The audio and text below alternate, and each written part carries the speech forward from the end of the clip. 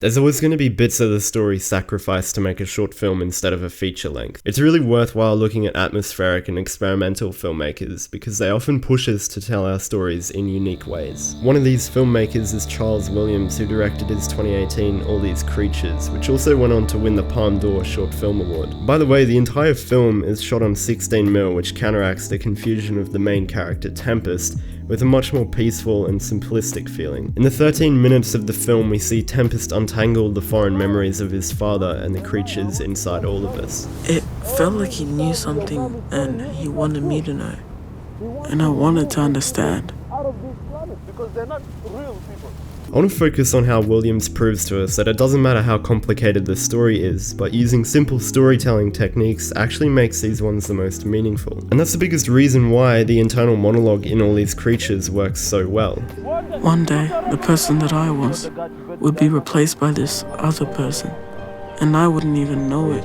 And this is what really propels us through the story and heightens the subjectivity, because his voice is the only thing that we can ever focus on at a given time. And because of this, we empathize with Tempest a lot more, while we also become aware about how confused he is while he's trying to come to an understanding of the world around him and why his father is changing. Even at a more literal breakdown, listening to his thoughts helps us travel through the story at the same speed as Tempest, and lets us relate to him a lot more, whether that's because he reminds us of somebody that we know, or maybe even ourselves. Keep in mind that internal monologue isn't something new. A lot of films from the 1970s like A Clockwork Orange and Taxi Driver use it a lot. In fact, it can often be the centerpiece to films like American Beauty. In less than a year, I'll be dead. Or Fight Club. Even the 2020 Best Picture Parasite used a monologue during its famous montage scene. 그러니까 다한테서 들은 바에 의하면 그 아줌마가 엄청 심한 복숭아 알러지, 알레르기가 있다는 거야. It's obvious that each narration has a different effect on the character and mood, but they all pay a massive contribution to the story, if not the biggest. On top of the internal monologue, our eyes are blessed with the stunning imagery throughout the film.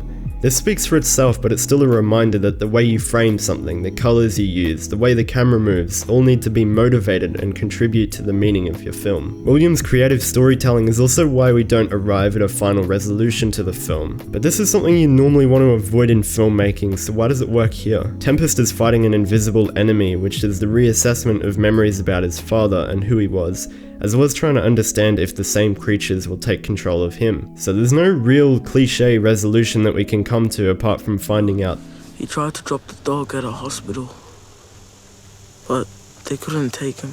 A few days after that, the police pulled his car out from a lake, with only the two of them inside. I really like Williams' less is more approach to filmmaking. The sound, the picture, the music, the character, his narration, it all feeds off each other, and that's why we get such a beautiful end result. Even the light editing with subtle cuts is a sweet contrast to the complicated storyline, while offering a sense of peace, security and stability, which is what Tempest is ultimately looking for. His fear of inheriting his father's characteristics, something caused by the creatures that hijacked his body, is what gives Williams the ability to really hammer home the fear of having no control.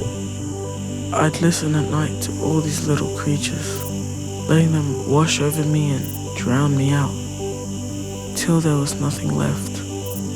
Just this sea of noise.